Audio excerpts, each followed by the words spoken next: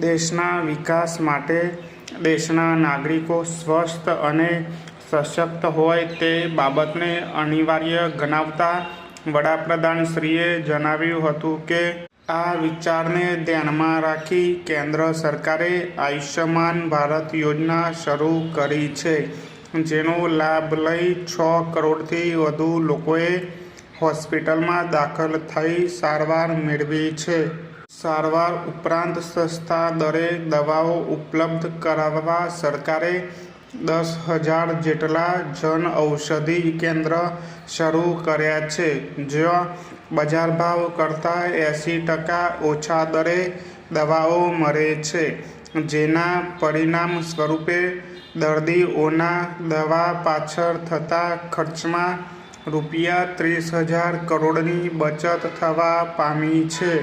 ફકરો: છેલ્લા 20 વર્ષમાં ગુજરાતે સ્વાસ્થ્ય સુવિધાઓ ક્ષેત્રે કરેલી પ્રગતિ વિશે વાત કરતા તેમણે જણાવ્યું હતું કે વર્ષ 2002માં ગુજરાતમાં મેડિકલ કોલેજની સંખ્યા 11 હતી, જે આજે વધીને 40, ફાર્મસી કોલેજની સંખ્યા 13 હતી તે આજે વધીને 100, ડિપ્લોમા ફાર્મસી કોલેજની સંખ્યા 6 હતી જે આજે વધીને 30 થઈ છે. મેડિકલ કોલેજોમાં MBBSની બેઠકો 5 ગણી અને પોસ્ટ ગ્રેજ્યુએશનની બેઠકો 3 ગણી થઈ છે. ફકરો: ખોડલધામ કાગવડના 7મા પાટોત્સવ તથા કેન્સર હોસ્પિટલના ભૂમિપૂજન સમારોહમાં સંબોધન કરતા મુખ્યમંત્રી શ્રી ભૂપેન્દ્રભાઈ પટેલે જણાવ્યું હતું કે કેન્સર હોસ્પિટલનું ભૂમિપૂજન થયું છે ત્યારે સમાજ સેવા માટે ધન અને દાનની સરવાની માતાજીના આશીર્વાદ સ્વરૂપે મળી રહી છે. આદ્યશક્તિ અને રાષ્ટ્રભક્તિના સંગમ એવા ખોડલધામમાં આ અનોખા અવસરના સાક્ષી બનવાની તક આપણને મળી છે.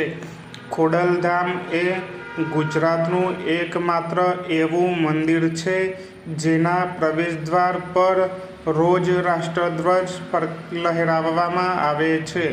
મુખ્યમંત્રીશ્રીએ કહ્યું હતું કે ખોડલધામે વિવિધ સેવાકીય કાર્યો થકી જનસેવા એ જ પ્રભુ સેવાનું ધ્યેય સાર્થક કર્યું છે.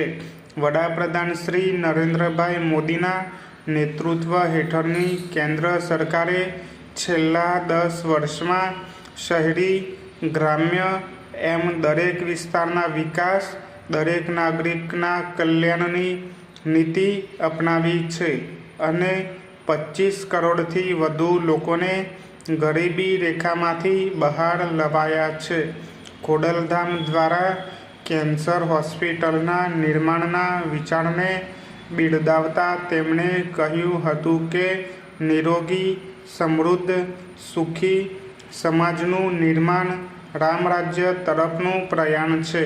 ફકરો: કેન્દ્રીય આરોગ્ય મંત્રી શ્રી મનસુખભાઈ માંડવિયાએ આ પ્રસંગે જણાવ્યું હતું કે જીવનશૈલી અને વ્યસનથી ફેલાતા કેન્સરના રોગના નિવારણ માટે આ આરોગ્ય સંસ્થા સ્વસ્થ ભારતના વિકાસમાં નિર્ણાયક સાબિત થશે. સ્થાનિક સ્તરે કેન્સર જેવા રોગની ઉત્તમ સારવાર કિફાયતી દરે મળી રહે તે માટે ખોડલધામ સંસ્થાનો આ સરાહનીય પ્રયાસ છે.